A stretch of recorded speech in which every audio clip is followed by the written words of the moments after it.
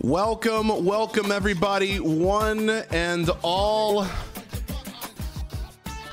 The moment you've been waiting for is finally here.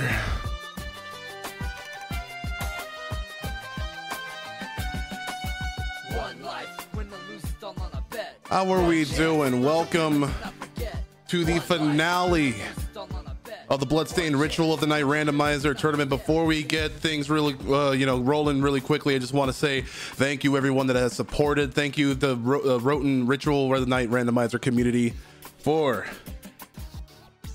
supporting this event. We had a lot of people with in the Discord being really enthusiastic about running, and it will all come to this momentarily.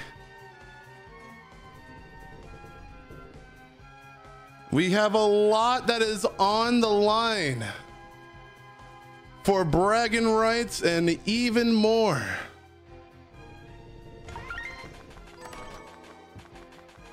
And we're starting off with a really quick first half.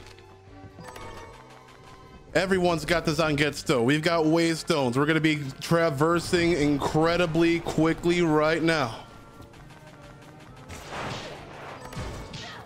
Speaking of that, Traverser's Ring.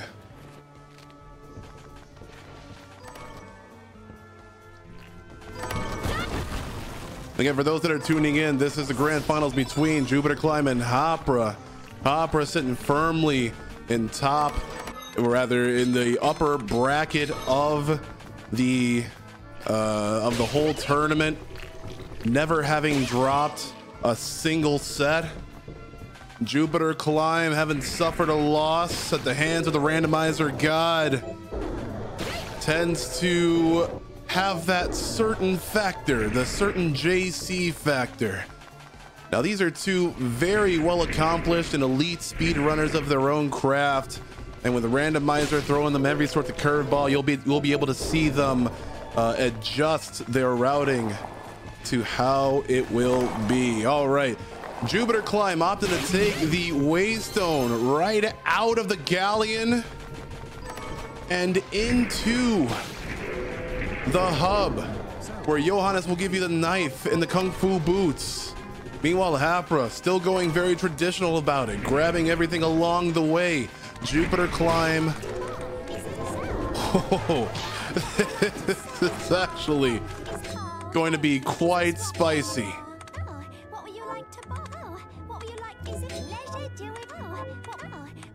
Now, since Jupiter Climb is in a lower bracket, I believe we are going to, if he does win, we have to play another set. That's the double elimination way. So he has to win one set to drag Hapra down to the lower bracket, the elimination round, if it comes to that. However, if Hapra decides to take the set, whether it be a 2-0 or a 2-1, that will be the only set required for the victory. Strider belt with that amazing movement. We're going classic Mega Man today with some nice slides all the way to the entrance of the first castle.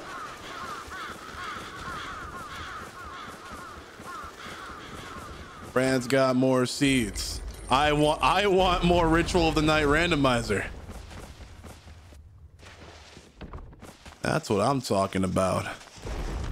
And again, as Hapra still goes very traditional, crossing the T's and dotting the I's. That Waystone War from Jupiter Climb puts them at a considerable lead, but that lead could come to a very screeching halt depending on the drop rates and the RNG.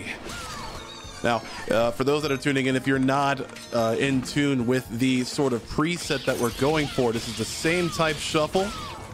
So any purple shards that you might get for enemies are shuffled between the ones where you can get the purple shards. Same for accessories, same for red shards, and what have you.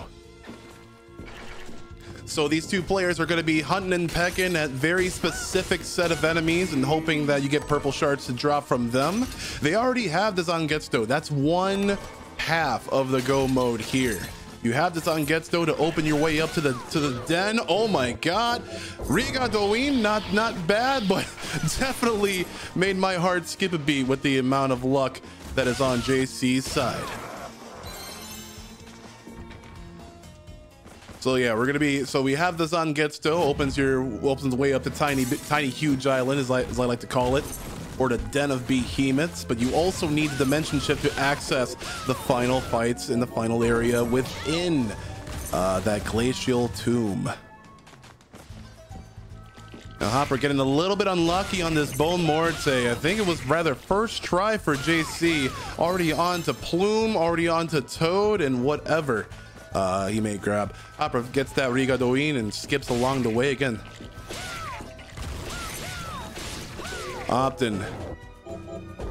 Chaser arrow from that Parma. And again, it might be a long grind to get whatever these toads got. Now, Hapra gets that archer farm right out the way. Like, getting any of these farms like on your way to the goal instead of having to stop and farm is a really great boon. Getting the reflector ray as well. Okay, Hapra. Quite incredible. JC not far behind with that reflector ray.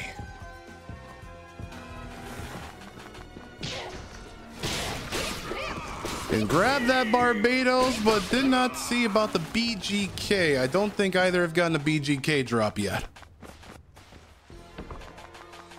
As we get on over to the west side. Oh, there we go. That BGK gets you the Aqua Stream. Now, if we do have a handle on some Jeeble's glasses, this might be a Super Soaker Seed, but we'll see.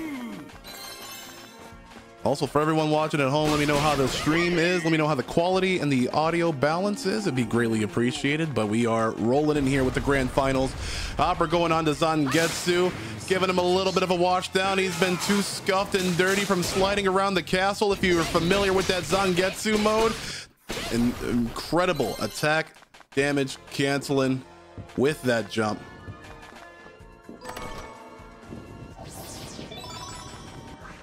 Hapra goes onto the left side. JC trying to get that shard drop from BGK.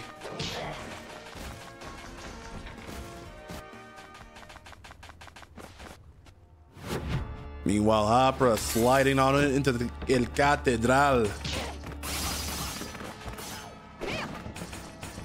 A little bit of trouble platforming around these wares, but still gets right at it. Again, JC on BGK. What do we get? We get the deep sinker. All signs point underground, but we shall see.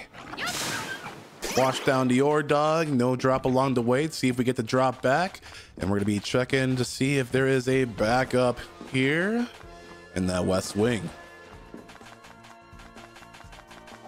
There is not, but we're picking up that HP max up. Anything can happen. JC finally gets the Aqua Stream from BGK.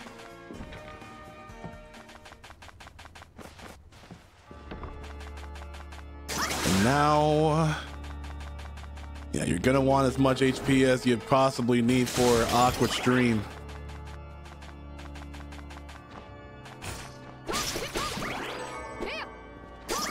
Water horse hoof. And JC also disposing of Zangetsu quite candidly.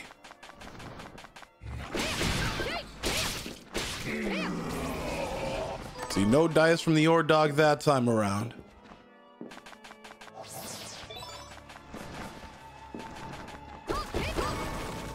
Another Traverser's Ring. And it seems like Hapra is dead set on this ore dog.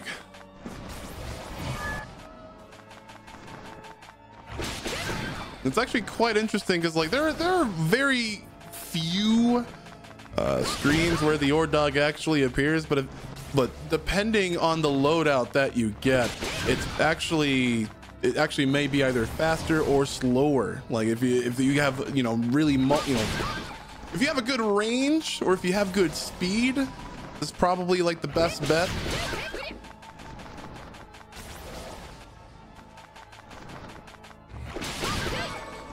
And all of this time spent on Nordog is just giving JC the amount of time that he might need to catch on up.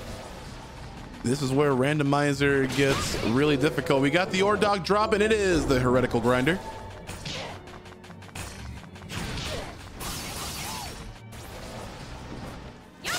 See, and as we see Jupiter taking a more, I'd say it's a bit of a shorter route for that Ordog. Skip it out in that gargoyle, going on to craft work. Will we get the blue? On JC's side, Ordog gets the heretical grinder drop. Hapra very easily takes Craftwork down and standstill. Okay.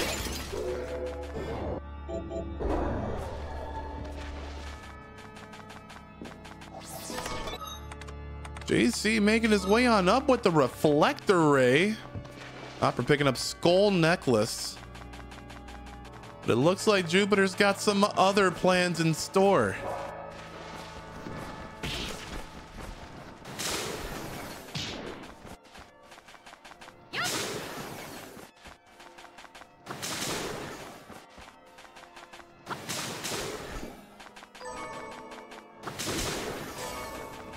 We are on the gargoyles.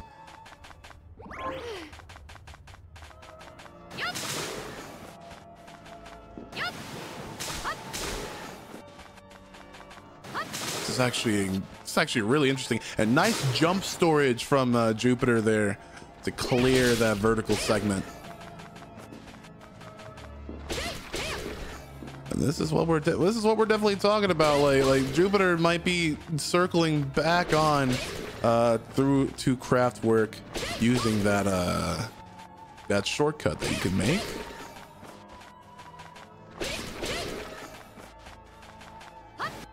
And another potential shield outsider is right over yonder in the next screen. One of the more tedious farms, I would say, be agreed upon the community.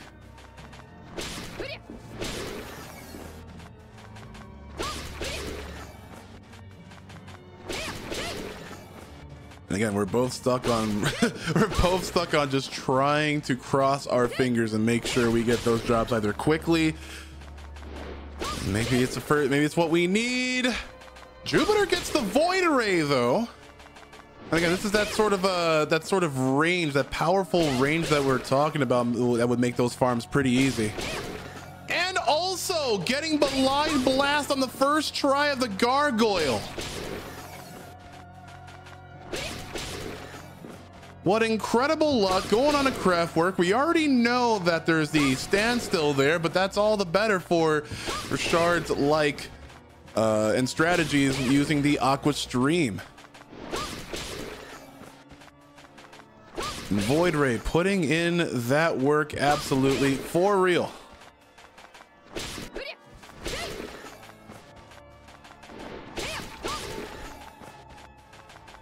Meanwhile, Hapra on these gargoyles, and he has been on these gargoyles for quite some time.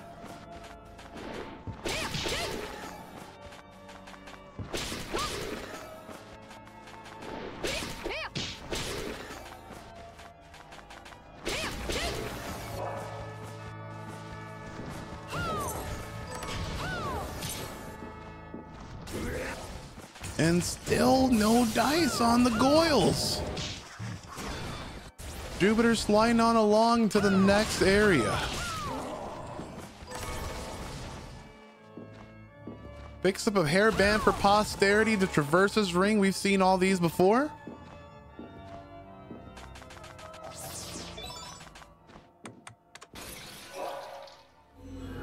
Hapra moves on. We go back to the entrance. We're branching out.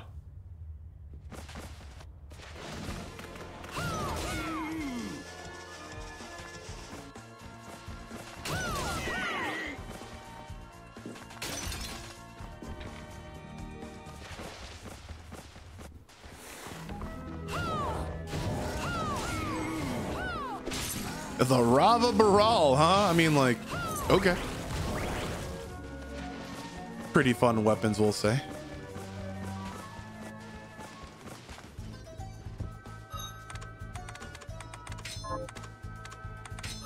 All right, using the reflector ray.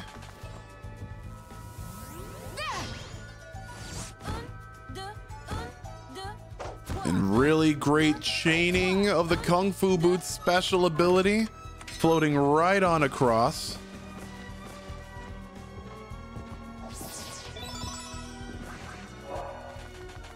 Open that teleport for posterity. Hapra not as far behind, however, do have some more farms here. Shield Outsider.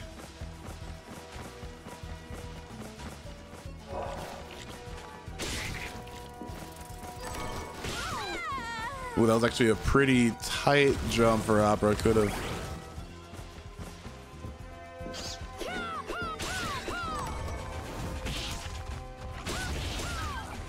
Oh, but gets the Void Ray instantly from Outsider. That's incredible. We're getting some nice strokes of luck on both sides.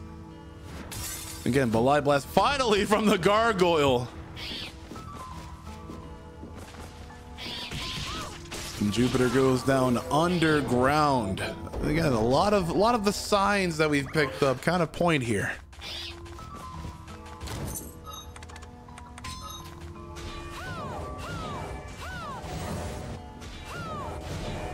Another troublesome farm to Decarabia, but again, the Void Ray does really well. You don't necessarily need any heavy MP restoration. The save room is just right over there. You can backtrack a little bit. JC decides to chug an ether, gets Decarabia. We have a DS, not the DS that we need. That is the directed shield.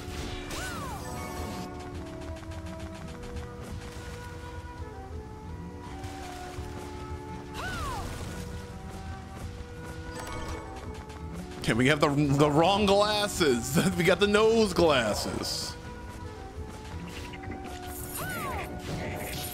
Where is the justice in this world?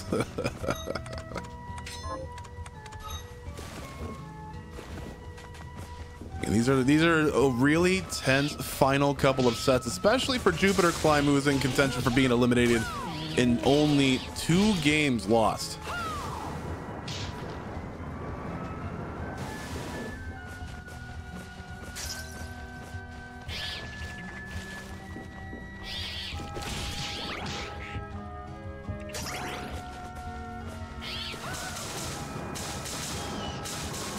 Trying to get some semblance here. Oh, gets the Infernal Breath from the Water Monster. Classic. Hapra decides to go on a TTD.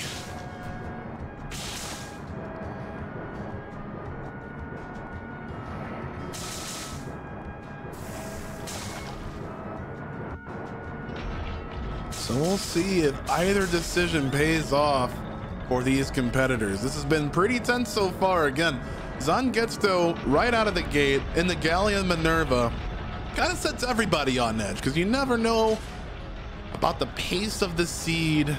But if you have one half to a hole at the very beginning, then you just start second guessing a lot of decisions that you want to make.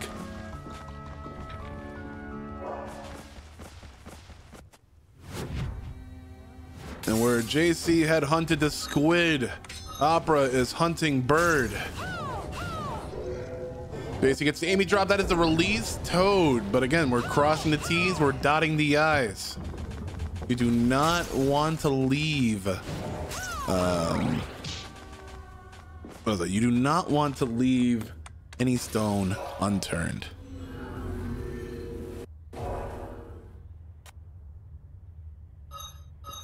We do have a going to the garden.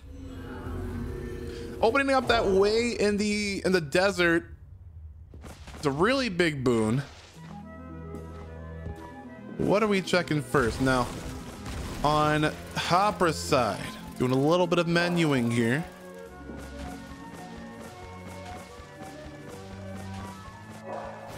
Still on the hunt for the Solano.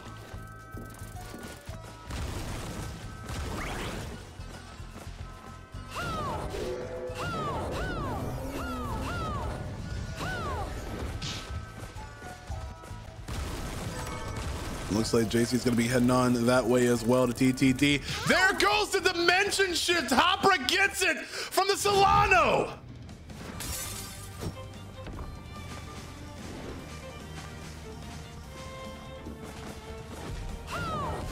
And not even 20 minutes into the seed,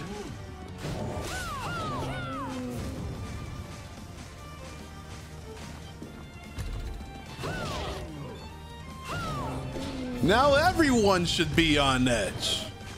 Hapra's waystoning back.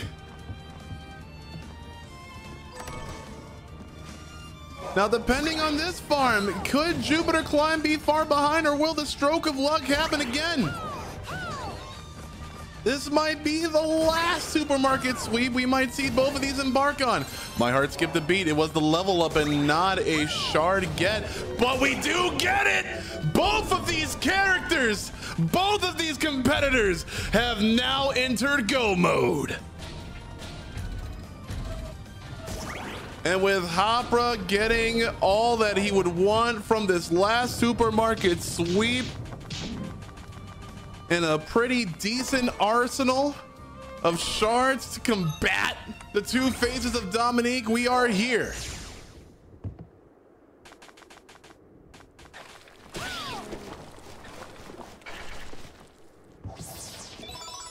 Oh my lord, my lord.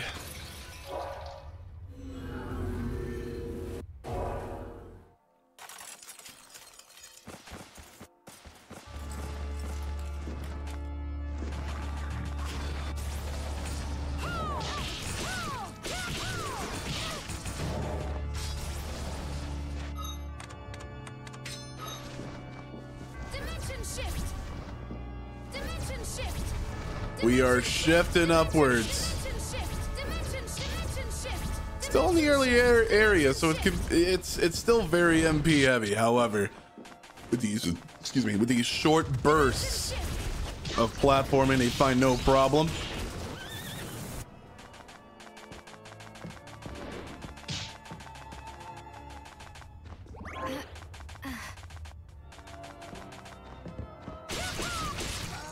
Hapra is the first to enter the Hall of Termination.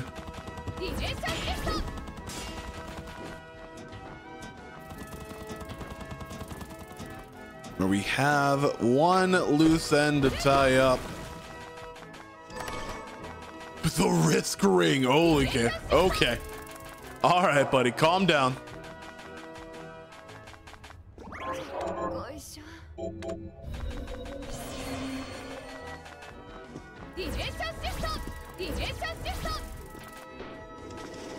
And it is just it is a flat out race to clear the final bits of major objectives. Also picking up that risk ring, Jupiter Climb. Hapra at Jeeble. Don't get command grab. Even the Dola Hammerhead is putting in some effort here.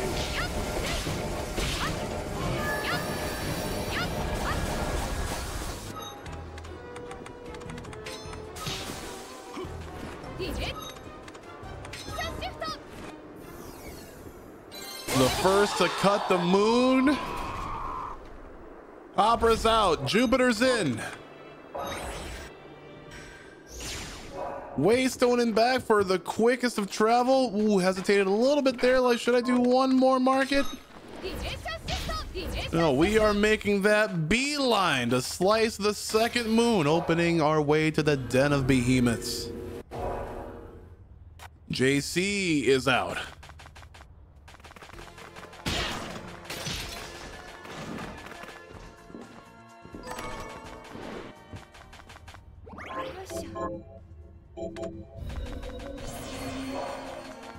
One more save until we enter. JC with one final supermarket sweep.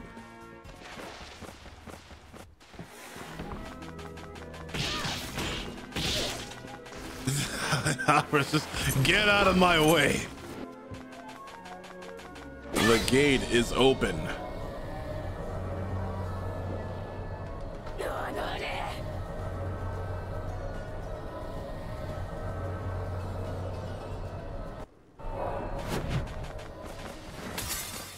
And no additional accessory check. Again, just seeming to make a straight beeline toward those objectives.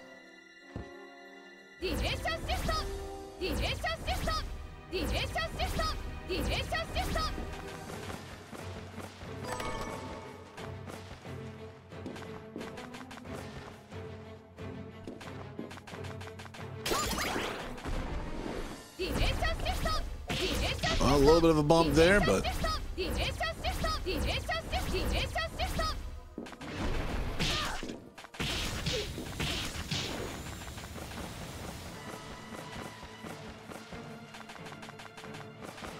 Jupiter Climb took a little bit of a tumble on the way to the garden.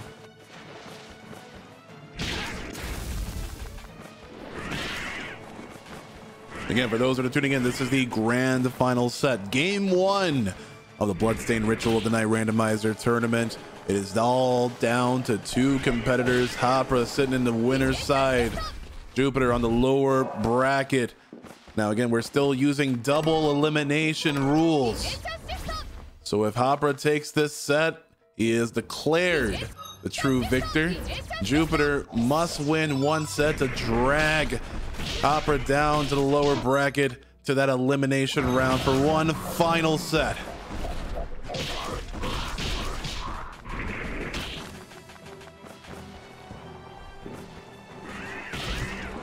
They are both in the den. Hapra with the successful boss skip for Veil 4. Very easy to do once you get Dimension Shift.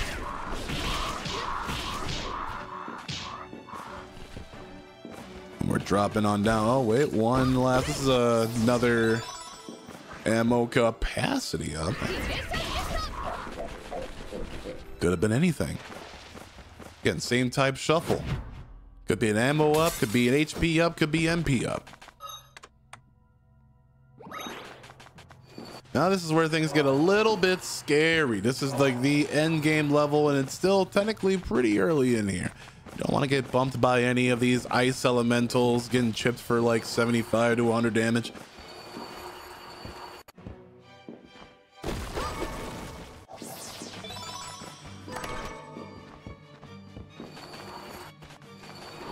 Jupiter Climb successfully skips Veil 4 as well. He's trying to make a way around the Abyssal Guardian. Gets nicked one time.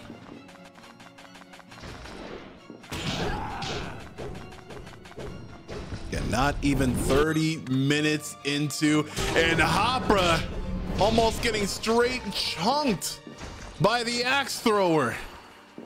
This is the amount of risk that these two have to take, especially for a seed that's granted them the end game progression abilities so early.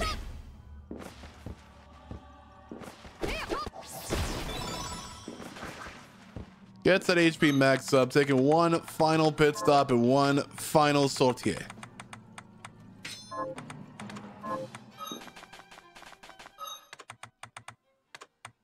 It could be down to this. It could be down to these final 2 segments. If Hapra executes these boss segments flawlessly, then round 1 will be over before you know it.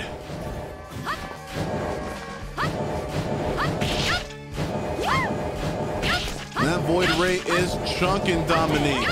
Really great long range tool. Oh, gets hit with the EX elbow.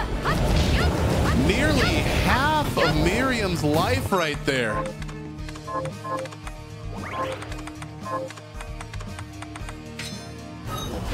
Going for Traverse's ring instead. The risk ring was too great of a risk.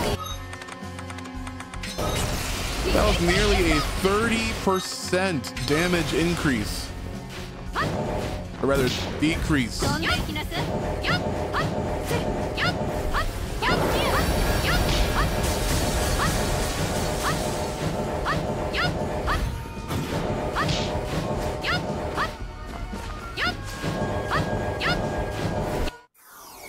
And phase 1 is down.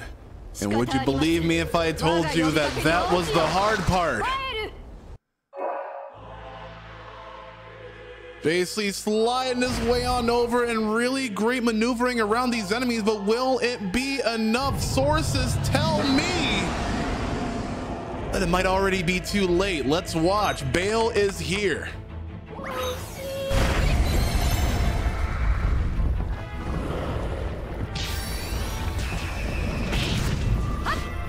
We have the green head.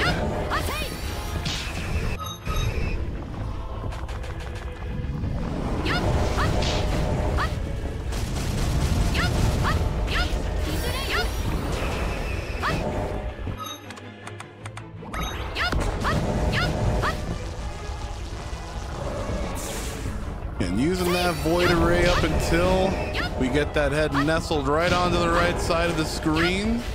And it might be Super Soaker time. You got the standstill, you got the aqua stream. And now it's time to get sudsy. The risk ring is on for extra damage as well. Oh! Still opting for the void array.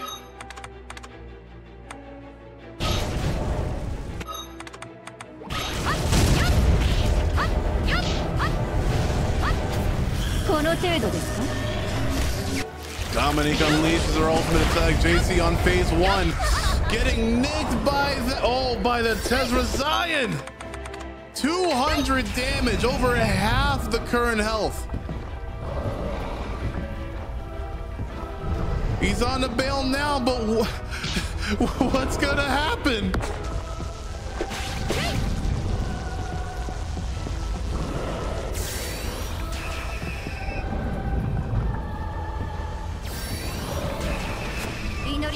We get one cat head, nearly 100 damage a pop with the risk ring buff. And it's all nickels and dimes now.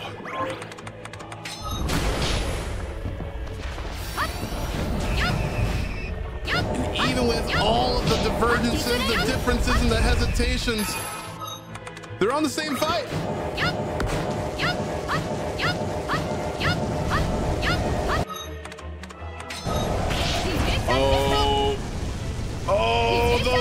The fire rises, however.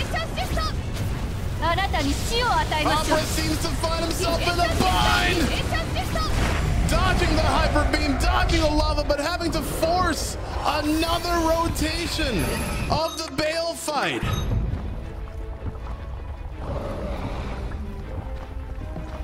Jupiter Climb running out of ether, running out of MP restoration.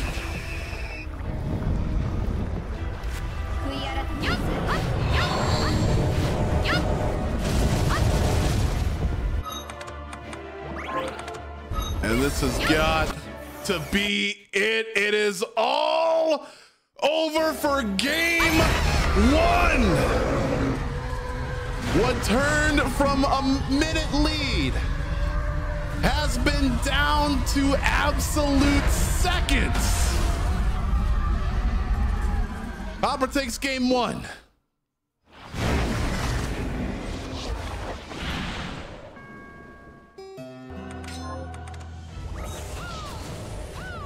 But as you can see, Jupiter Climb not far behind even after all.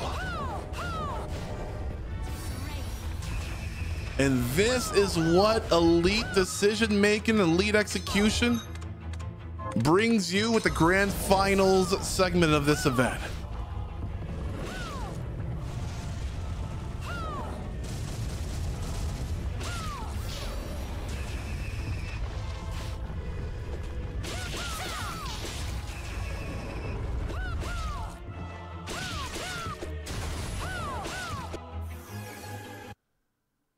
So 32-46 for Hapra.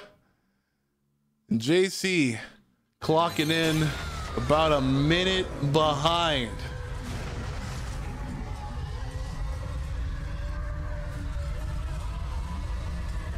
Absolutely incredible gameplay.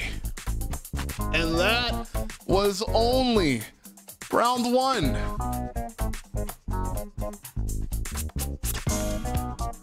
Absolutely incredible. Now there's a lot of sweat. There was a lot of being at the edge of your seat to that. And I cannot wait to see. Cannot wait to see what the other games hold. Again, if you want to see a round three, if you want to see another set, you have to be cheering for Jupiter Climb. We want more tournament, we want more gameplay, and we just might see that upset. However, Hapra, incredibly strong. Again, never dropping a single set to the bracket. A fearsome competitor and a more apt final boss. We'll be back in about 5 minutes as we let these players rest and we get our second seed underway. Stay tuned.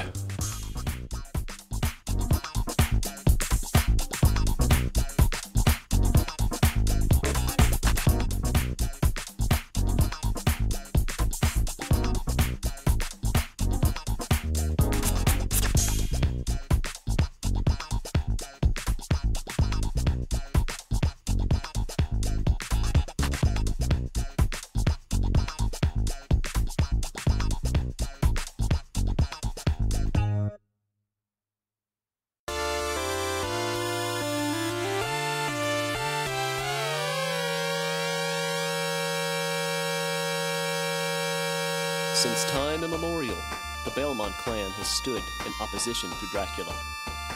Every 100 years, Dracula would rise from his grave, and Belmont would be there to stop him. This is the story of year 47. We Belmont, da-ba-da-ba-da-da-da-da-da. We Belmont, da-ba-da-ba-da-da-da-da. We Belmont, da-ba-da-ba-da-da-da-da. We Belmont, la-la-la. Belmont too cool to fight Dracula. Put down whip and a good spatula. Can't fight Dracula, the Belmont dies. Such a lady's thought to keep a name alive. Doesn't fight Dracula, only makes pancakes. Hero, he's more and a half decade away. He's Louise. He's Louise. Overly, overly, overly, overly, overly, overly, overly, no way. Overly, overly, overly, overly, overly, overly, no way. Can't fight Dracula with a spatula. Can't fight Dracula with a bow. We spell Mont, da-da-da-da-da-da-da. We spell Mont, da-da-da-da-da-da-da. Get down. We spell Mont, la la la la la. We spell Mont, la la la. People always tell me Belmont be brave. I don't know why. Dracula ain't coming back from the grave. There ain't 45 years villagers. Cool down, grab his Belmont DNA, gotta pass it around. Doesn't fight Dracula, only fights Poland. Come on, now that's the rest. You can't ignore him. He's Louise. He's Louise. He's Louise. Little bit different from the Belmont best. Don't want Medusa heads, just give me the breast. If she's chesty, I guess I'll get those STDs. Gotta rock for my cock, haha, PPP. But that won't happen, see, I always keep it protected. Have Sifka-cast spells when it gets arrested. Unacceptable, anything else would be. Cause one Belmont gets chicks and that Belmont is me.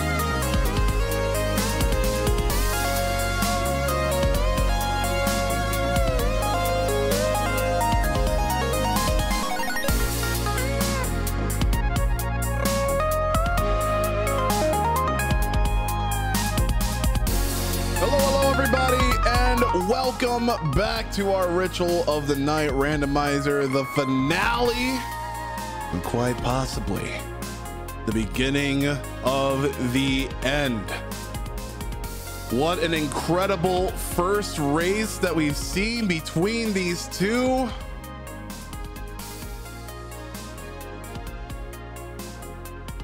That's kind of raunchy. It's kind of wild. And again, we thank you very much for being here in the live broadcast. For those that are tuning in, Jupiter Climb versus Hapra, the final bits will be starting momentarily. Now let's see what secrets the Galleon Minerva might hold today, as we come upon a Millionaire's Key and not the Zangetsu, so y'all can stay firmly seated.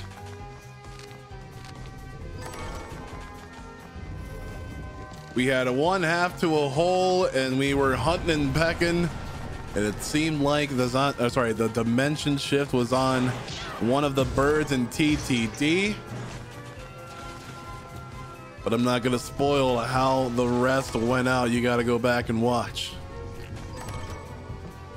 We pick up the Valkyrie Tiara, complete the set.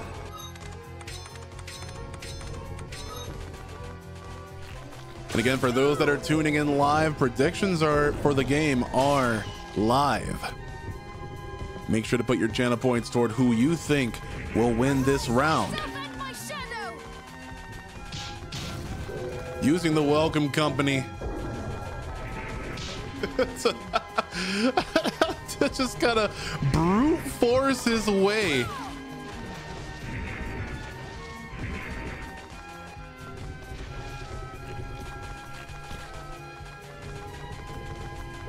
What's under here? Carpenter's Key.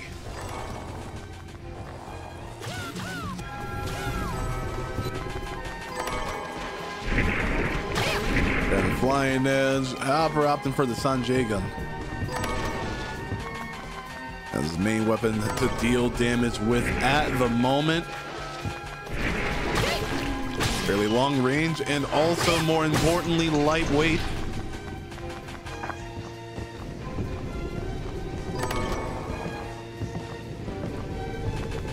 Some emeralds, some sapphires, some craftables and sellables. Jupiter Climb not far behind, maybe about a room's worth.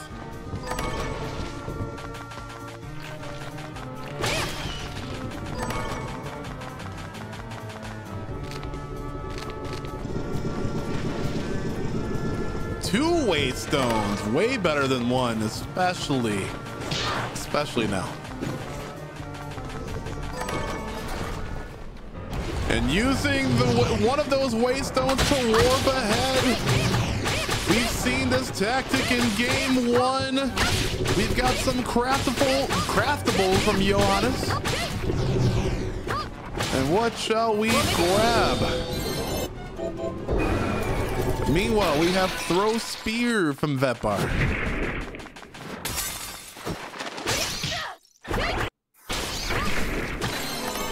We got one supermarket sweep.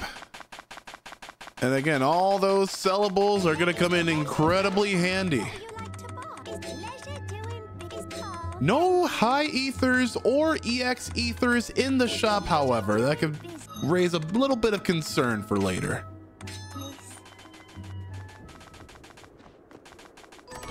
And thus begins the trek to the castle entrance.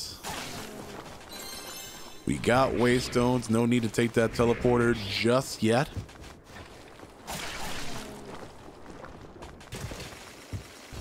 And crossing the T's, dotting the I's with these pickups. Lethality ring for Jupiter Climb, and soon to be for Hapra. Longren two-hander.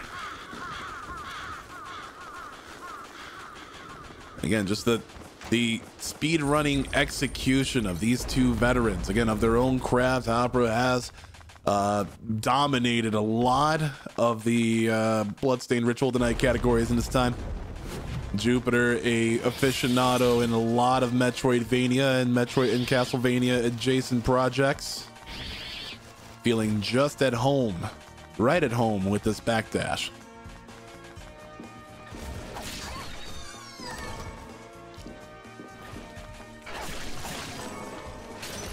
While we're in this sort of early game lull, I gotta remind y'all to please follow these two competitors.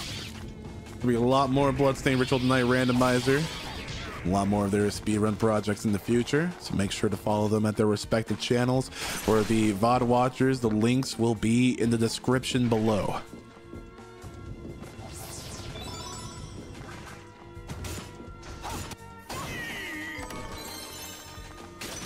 Picking up another ether, not too bad to have, especially when the shop gets you very limited with MP restoration, only with ethers in stock, just regular ethers. And now we're on to our first kind of cumbersome farm, the Bone Morte. Jupiter Climate had gotten way better luck in game one.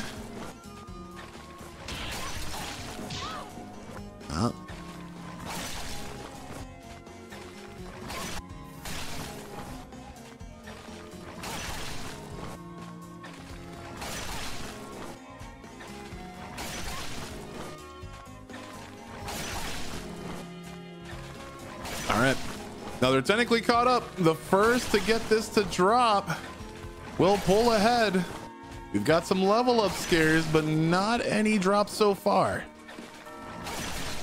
Hapra trying to up,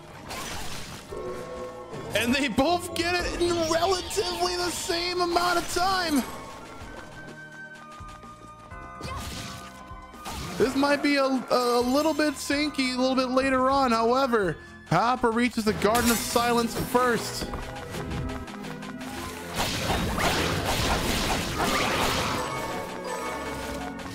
But if you do look at their in-game speedrun timer, they're pretty in sync.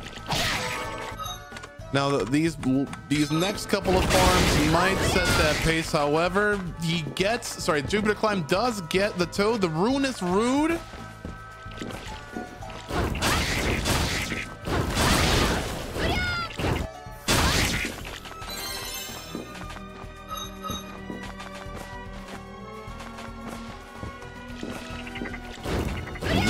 Nice method to farm the Parma. It's a bit MP heavy, and this might be more of a resource intensive seed.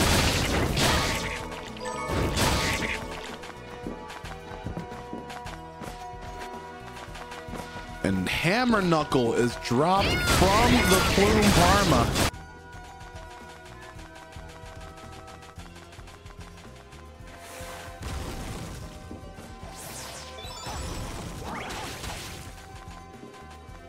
Hapra gets the Toad drop. Trying to see if any of these other enemies, the Barbados, the BGKs, can drop their shards along the way. And it looks to be a negative. However, Hapra does get a quick Parma drop. And also trying his hand with Barbados and BGK along the way. However, again, no dice.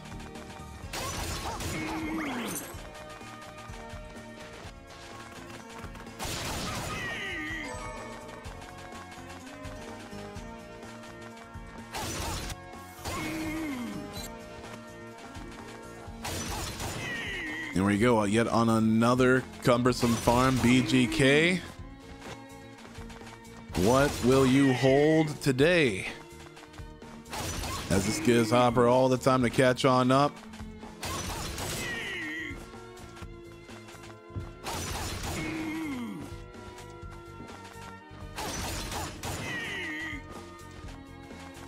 And a very interesting technique from Hapra. What do we get from BGK? Flying Dagger, okay. But an interesting technique is just making sure that the two-handed attack hits as early as possible, and you do that by facing away from the enemy.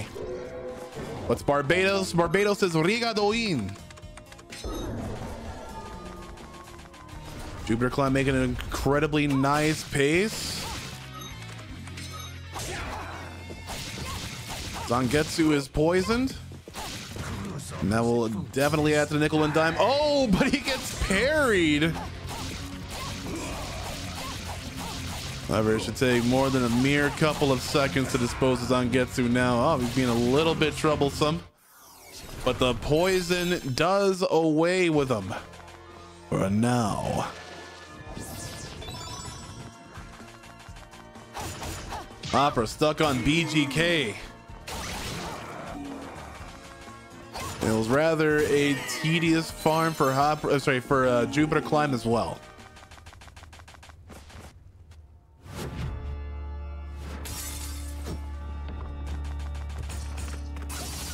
Jupiter Climb is the first to enter El Catedral.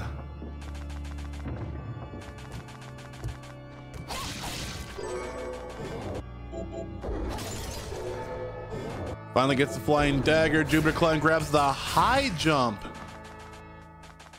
from that shortcut shard. Really would definitely help with that vertical movement. As you can see, no MP cost here. No needing to reflector ray yourself on up. That vertical movement is free. 99.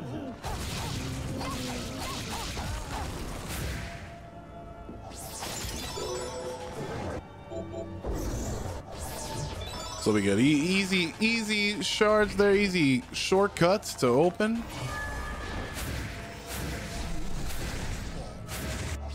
And a nice way to enter the Hall of Termination from there. Meanwhile, Hapra getting stuck on this Barbados. You hate to see it happen, especially so early. But this might be the karma paying off for the really nice farms that he got in the first game. Who knows? Jupiter Climb onto the shield outsider. With not really a super conventional way to farm him. Hapra gets Toriga Doin. Is able to take on Zangetsu now with a peace of mind.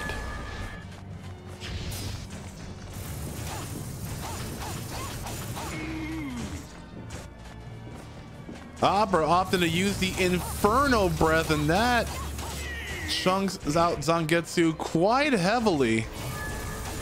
As you can see right there, just,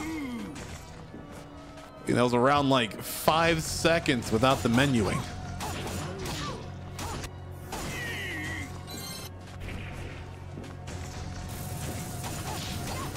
But now it's time for Jupiter Climb to contend with the throes of RNG.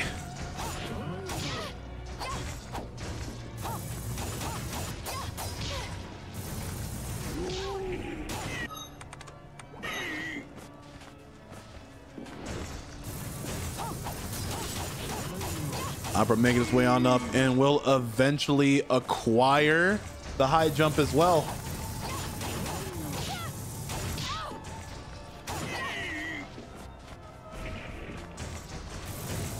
I was trying to sneak out one ore dog. No dice on that drop. Is going to be checking the shortcut in the West Wing. Does end up picking up an MP max up.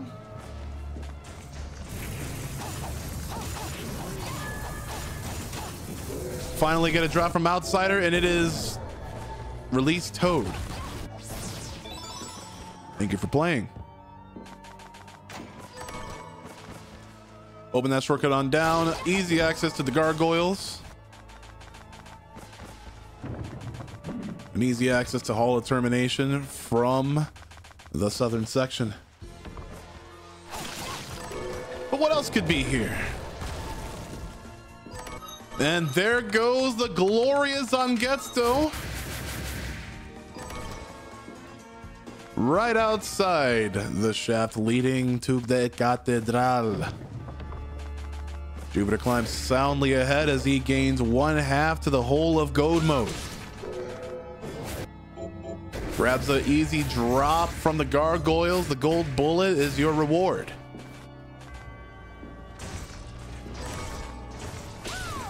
Now it is the hunt for that dimension shift.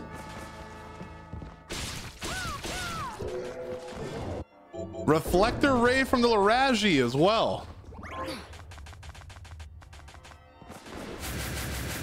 It's getting near instant drops in with this lucky streak.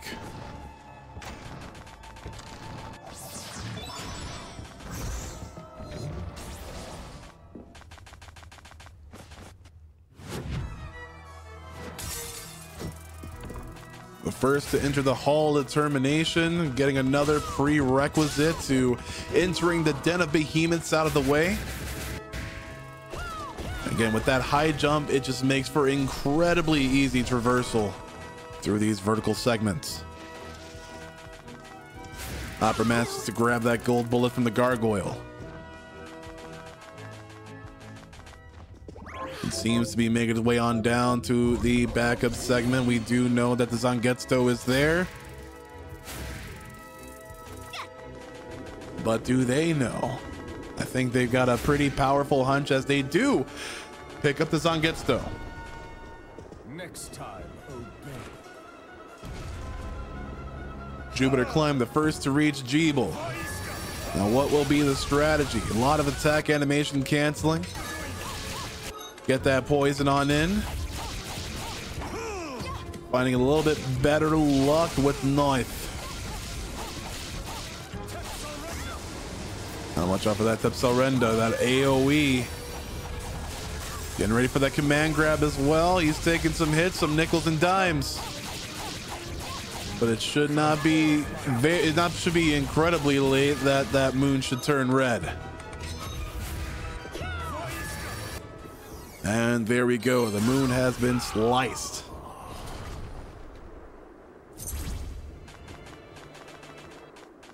Meanwhile, Hapra, a little bit of a tedious farm, trying to squeeze that reflector ray out of the Laraji.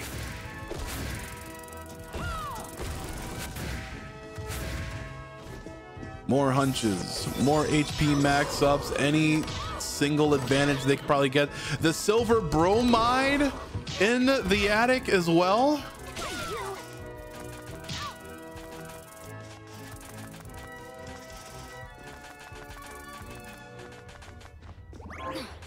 Jupiter Climb taking a quick pit stop, finally getting that reflector ray. Hapra almost caught up fully. There's a lot of platforming to be had. Separated by one biome, one boss fight.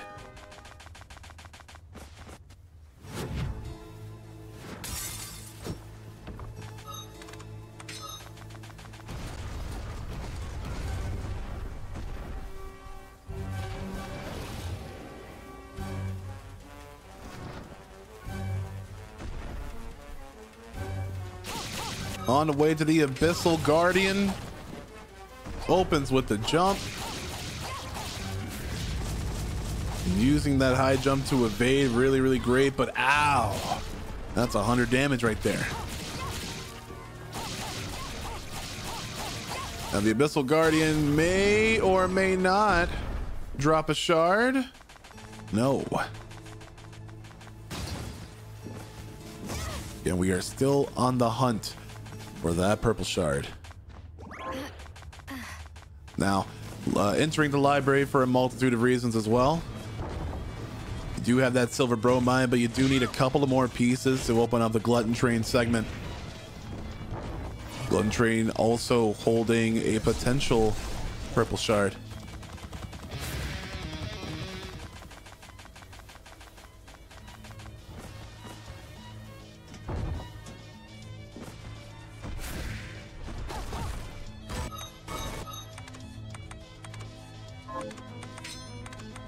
Hapra on the shield outsider again. This is just a tedious farm for everyone involved, but as soon as I say that, finally gets that purple shard to drop.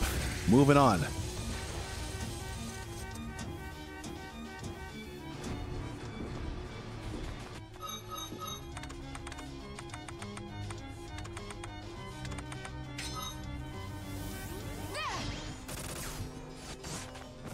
Ooh, very nice technique to kind of land yourself in that teleport room.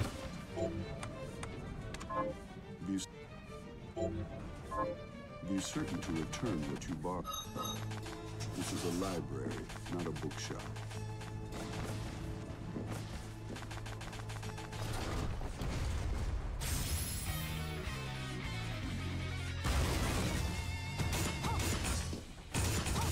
Woo!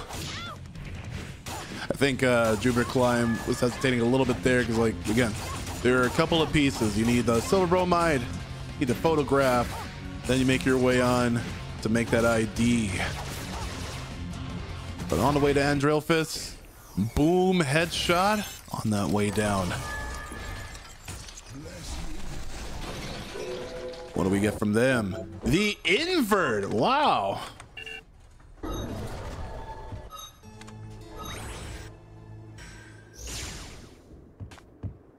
And yeah, waystoning on the way back.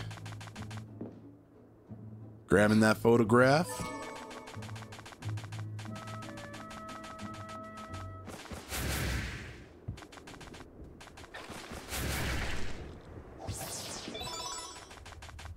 Hapra ends up slicing that moon. Really great segment there.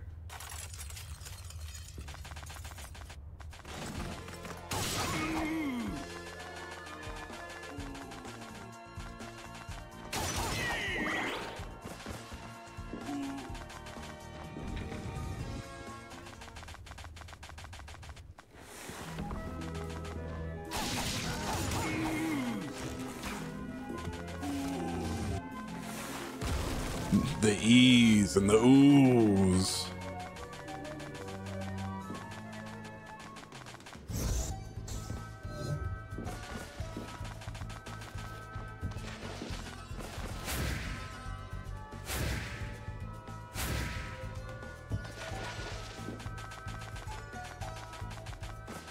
All right, Hapra going on to the Abyssal Guardian. Will we get that chance drop?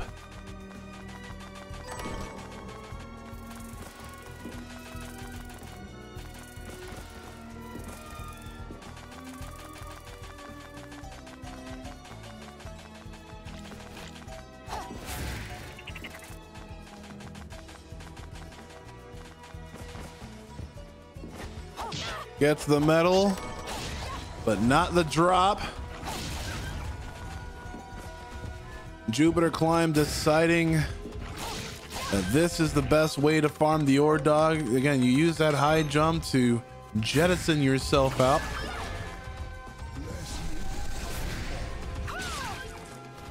Will it pay off?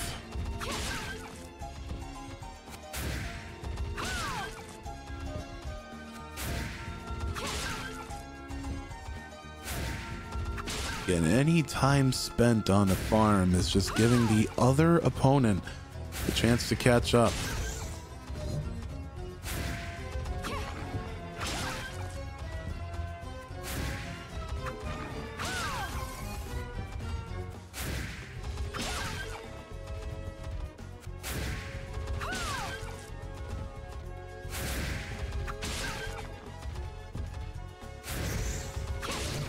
Finally with Ore Dog, and we get, well, a bone toss. The game threw you a bone. Thanks for playing.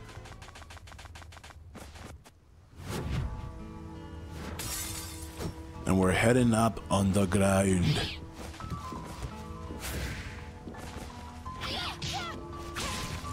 Hapra also grabbing that identification back on the supermarket sweep. Here goes Decarabia.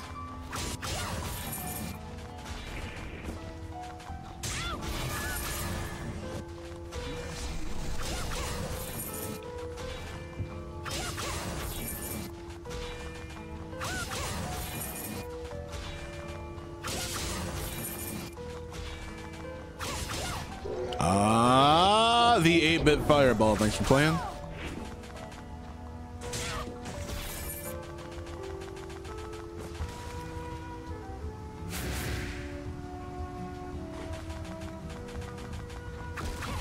Hapra going on to Andraelphus. We'll get the invert for his just reward.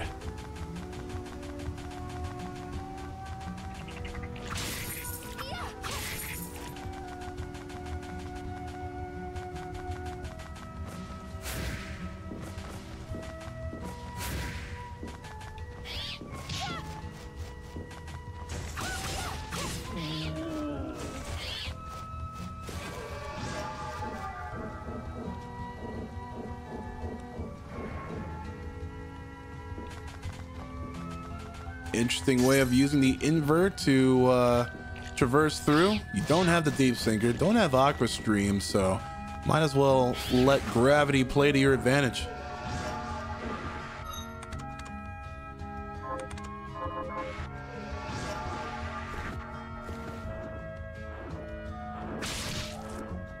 I'm just trying to devise a way for these CMOF farms to be a bit easy. However, you still got to swim around. They still deal some pretty decent body damage.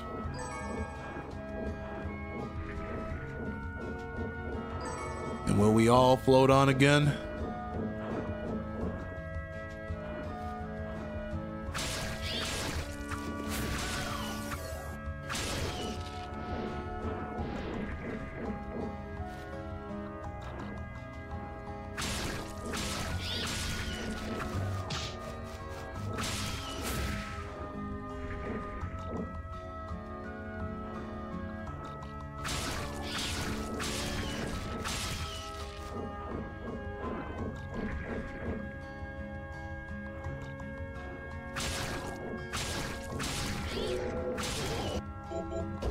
Bald Sue, Gesundheit.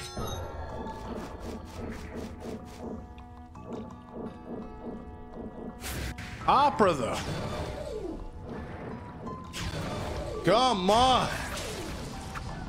Come on. Hold the phone. Hold the phone. I'm holding my phone. Are you holding your phone? No way could we see. Oh, sorry. No way could we have foreseen this.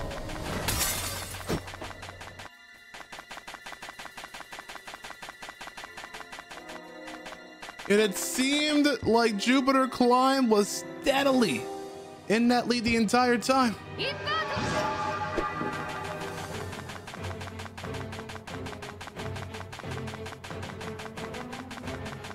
It was essentially the same route as well.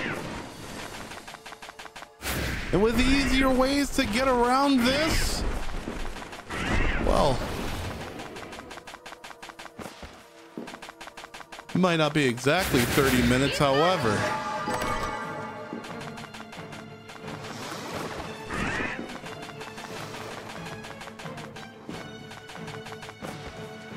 And with that, Hapra is making a straight beeline.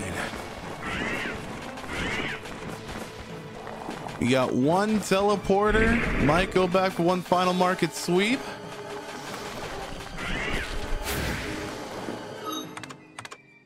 But the dimension shift is in his hands.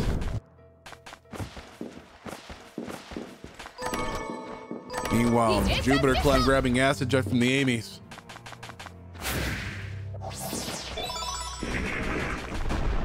Incredible shift.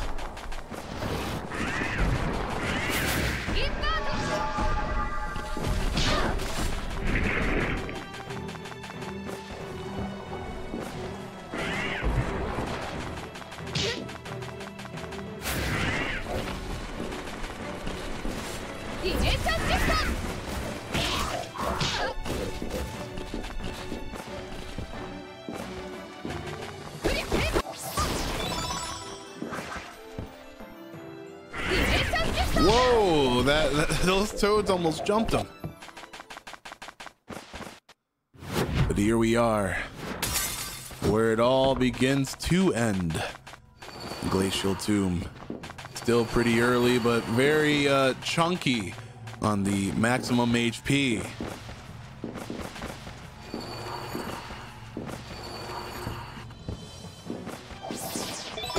And what else could we be getting? Valkyrie dress, collect the set.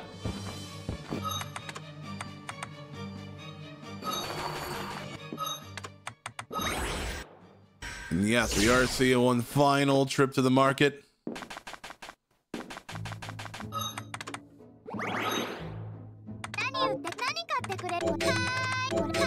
Again, not much on the MP restoration side lately. Base ether is fine.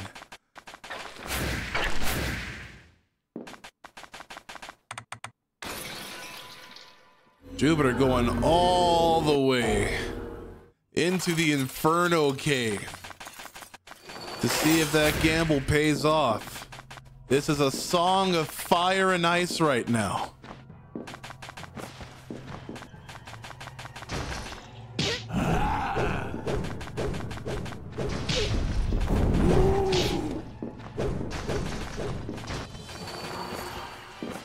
Now, honestly, grabbing that that Volcano Morte within the first few seconds.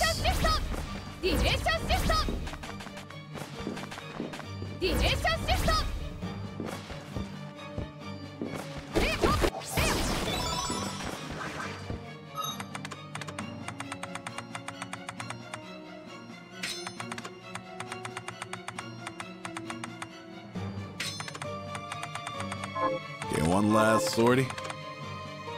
One last equipment loadout.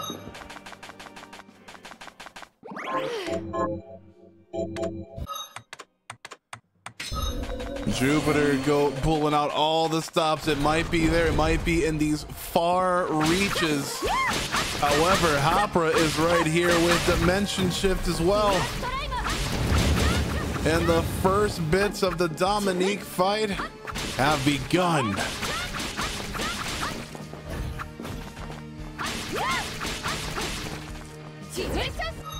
And it's quite heartbreaking because Jupiter is grabbing these out of reach farms relatively quickly.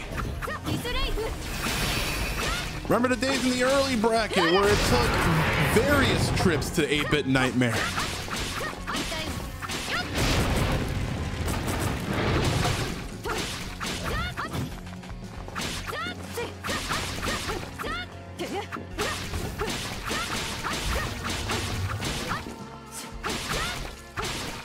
Hapra trying to finish off with a couple of slices. Getting hit with an EX elbow, but again, not really that punishing.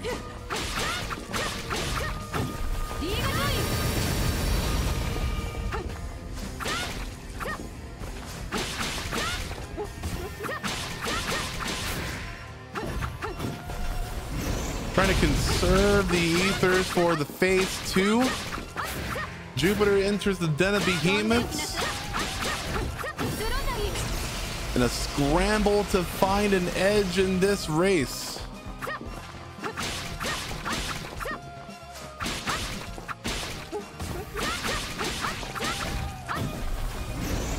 Slap.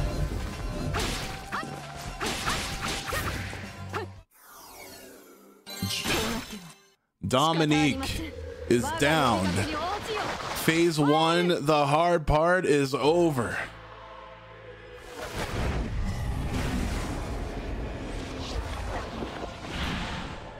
And by the way things are seeming, it is only a matter of time.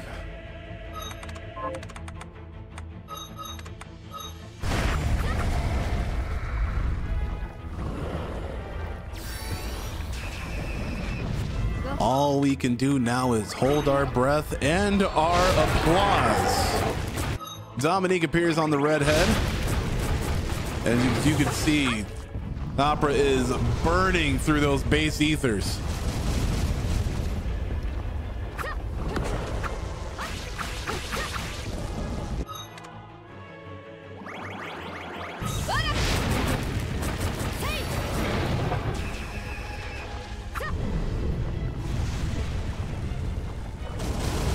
Not really any conventional ways to reach up there, nor deal enough damage up there.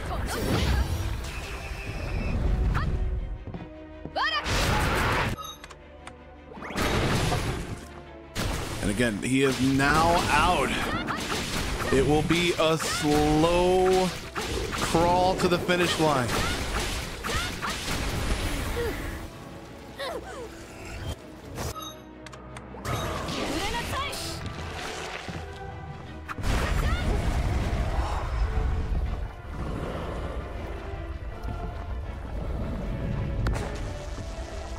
And with Jupiter Climb making his way through the den,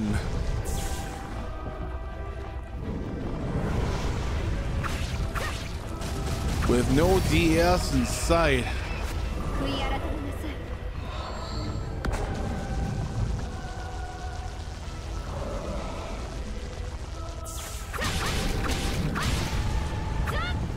now coincidentally,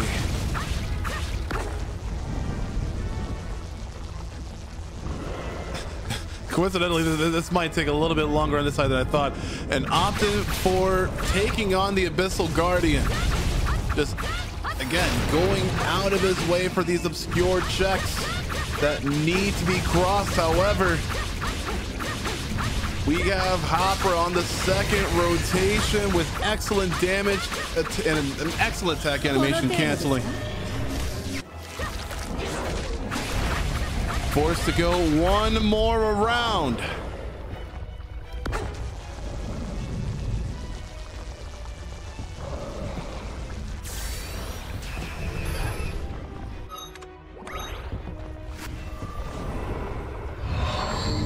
And this Abyssal Guardian does drop something, but it is the Void Ray that it drops. And now the tension's really got to be setting in for Jupiter Climb. Hapra on his other way around. And it is all over! Hapra snatching the pace from Jupiter Climb this game, and decisively declaring victory. Everybody, Hapra is your champion of the Ritual of the Night tournament. Starting off with such a bang, and with a slow, gaily stroll on toward the finish line, never dropping a single set in this bracket. He has solidified himself as the master of the Randomizer tournament bracket for the 2023 season.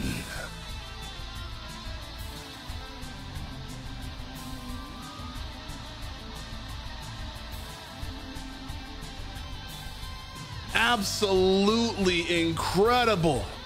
We could not have foreseen any of these. Just like, wow. You blink and you absolutely miss it.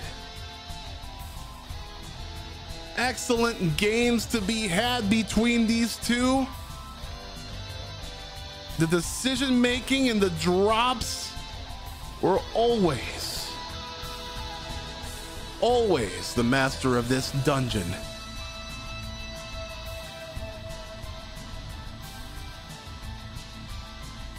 And we hope to come back with even more of this great Bloodstained Ritual Tonight tournament action in the future for this year.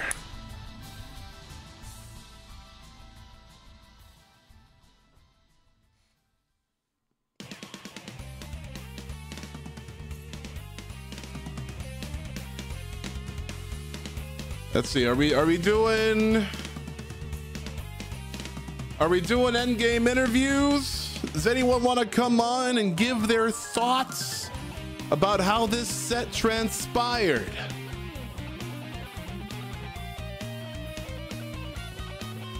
Sure, we'll have Jupiter Climb hopping on in.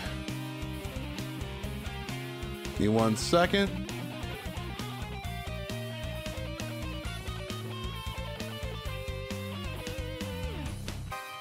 Because this was absolutely phenomenal to watch. Again, at the edge of our seat the entire time. And again, we got to thank everybody that has supported this bracket endeavor, whether you were playing, whether you were watching, spreading the word.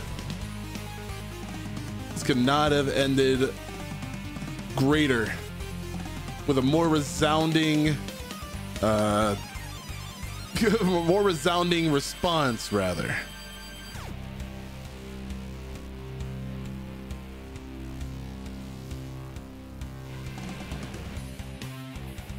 Hello, Jupiter, are you here? Hey, what's up, Bobby? Let me know if you can hear me okay. We can certainly hear you quite all right. How's it going? Really good.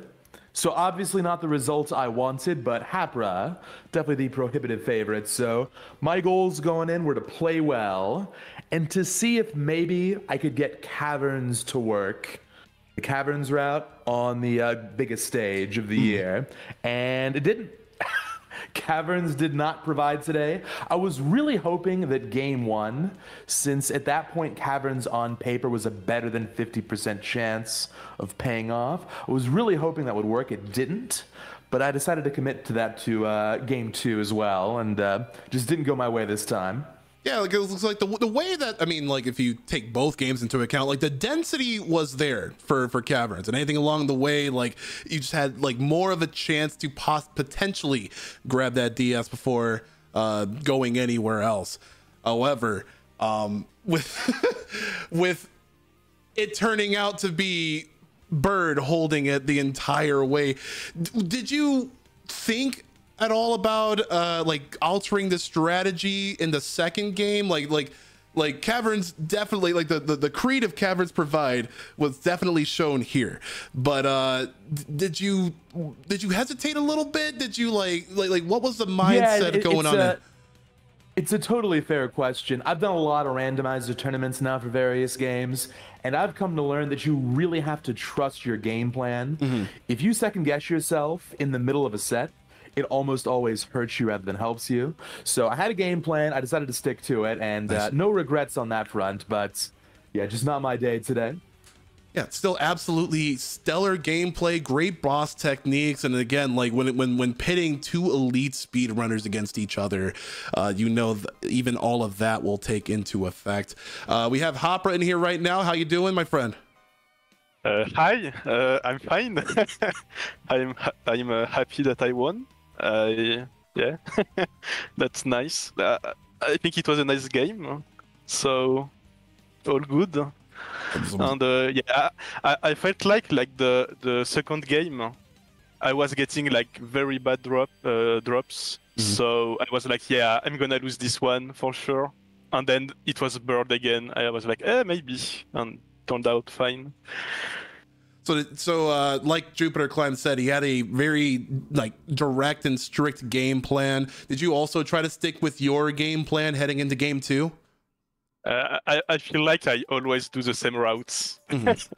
Like it's crazy. Like not the first game, because we didn't have like invert or high jump or stuff like that. But the second game, yeah, I basically stick to my usual route, and it paid out. So I wanted to ask about the end game, where, I mean, honestly, these two seeds were like incredibly fast. Did you have any reservations at all for like the grind at all? Like Dominique and Bale took a little bit longer than expected. Game 2 had very little instances for MP restoration. The base ethers just quite don't cut it at that end game.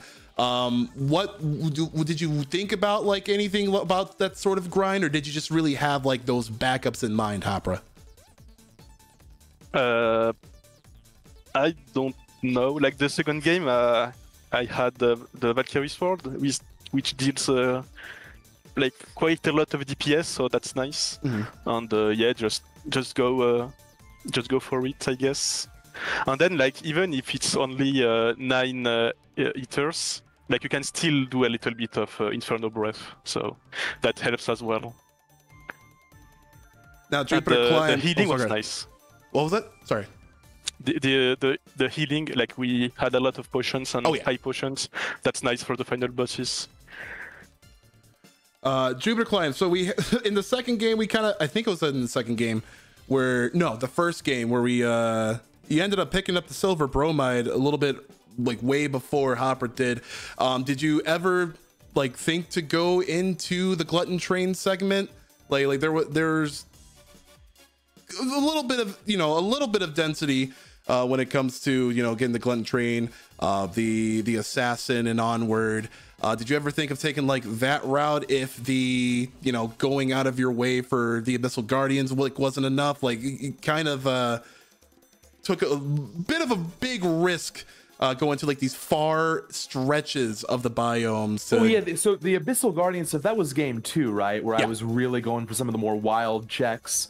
Yeah, I was thinking about doing train. If it had been that situation in game 1, because of the higher density, I would have gone. But game 2, since I had that whole caverns detour that was a bust early, I decided to go for some more unlikely checks that Hapra wouldn't have checked early.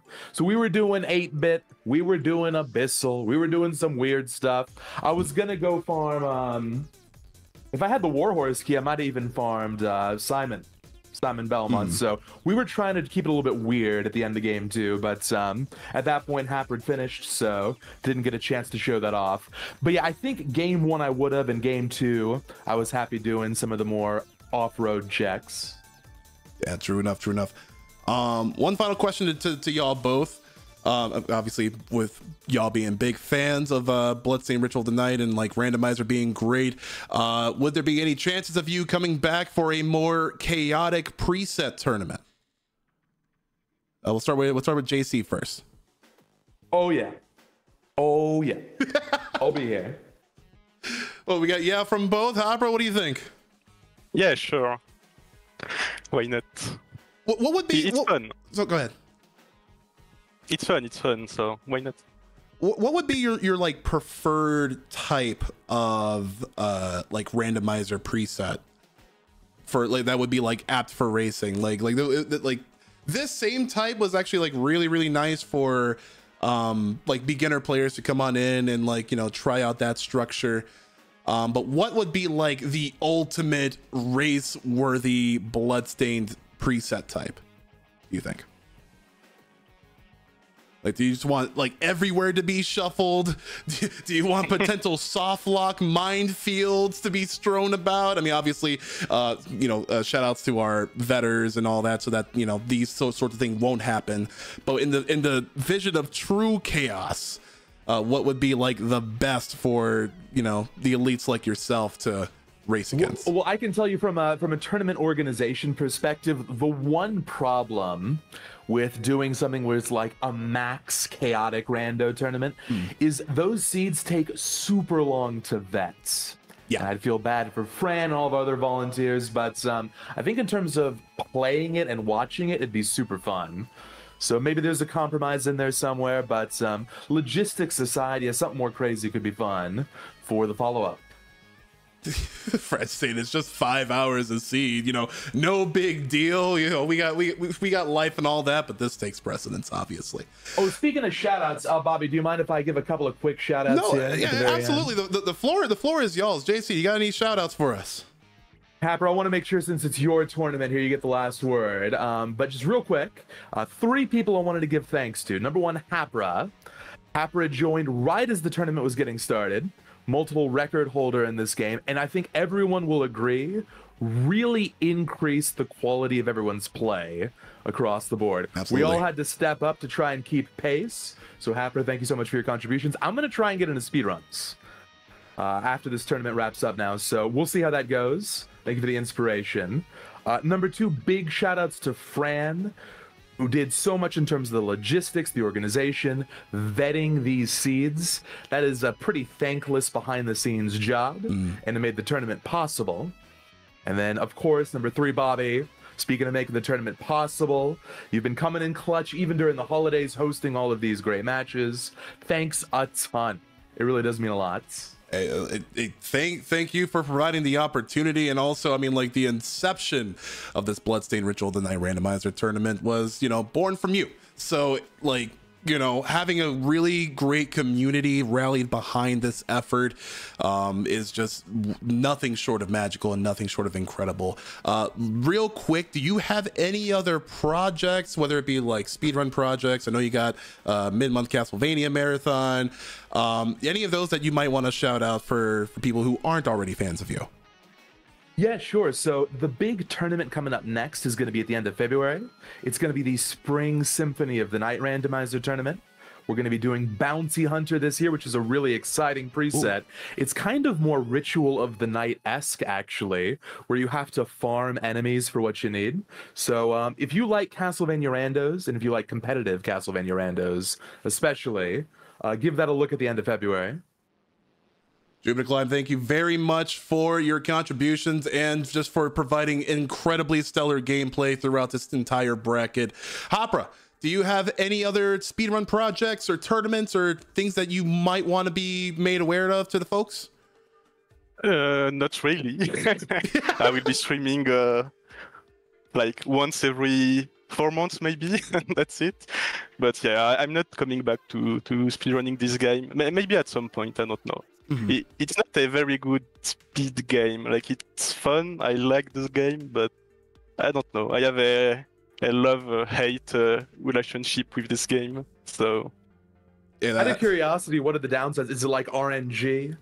It's RNG heavy for the drops, and basically you kill bosses. Like, you don't really do anything. You just stand there, or you mash with Aquastream, and so it becomes a mashing game. So it's a bit weird, but game is fun. Yeah, and I mean, like, Randomizer will always be in full swing. Apparently there is still content being made and developed for this game, so hopefully that can provide a bit of a fresh experience for people returning to the speedrun as well. So yeah, make sure to follow Hapra whenever they do stream, or maybe he'll come on back for another round of the 2024 tournaments. Did you have any shout outs before we head on out today? Thanks for hosting the tournament. Thanks JC. Thank you, like, everyone. Like, it's very nice. And shout out to the late night folks on the Discord for races. Yeah, like, again, the Randomizer Discord is going to be like amazing, and I can't wait to see what else brews up. Hapra, congratulations on taking first place. Jupiter Climb at a very, very close second. Y'all have been incredible. I'll let you go now. Have a good rest of your day, y'all.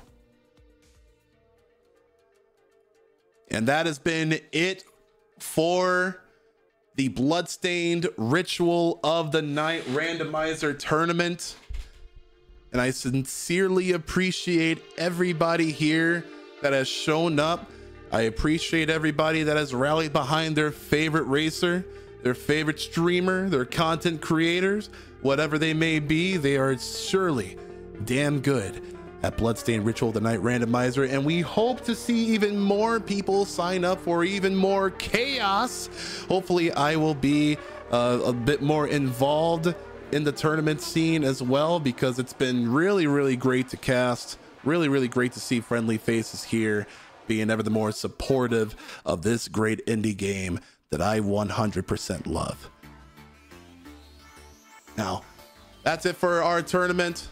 I'm going to be doing some other stream. If you want to chill out here for a little bit, we're going to be playing some Symphony of the Night Ultimate Edition. It is going to be it's a fan patch made possible by a handful of devs and modders trying to provide the ultimate experience to Castlevania Symphony of the Night. We're going to start a couple playthrough here in just a bit, so make sure to stick around. For everyone else, thank you very much for watching. Super appreciate y'all. And we're going to be back in about 5 or 10 minutes with Castlevania Symphony of the Night. We'll be right back.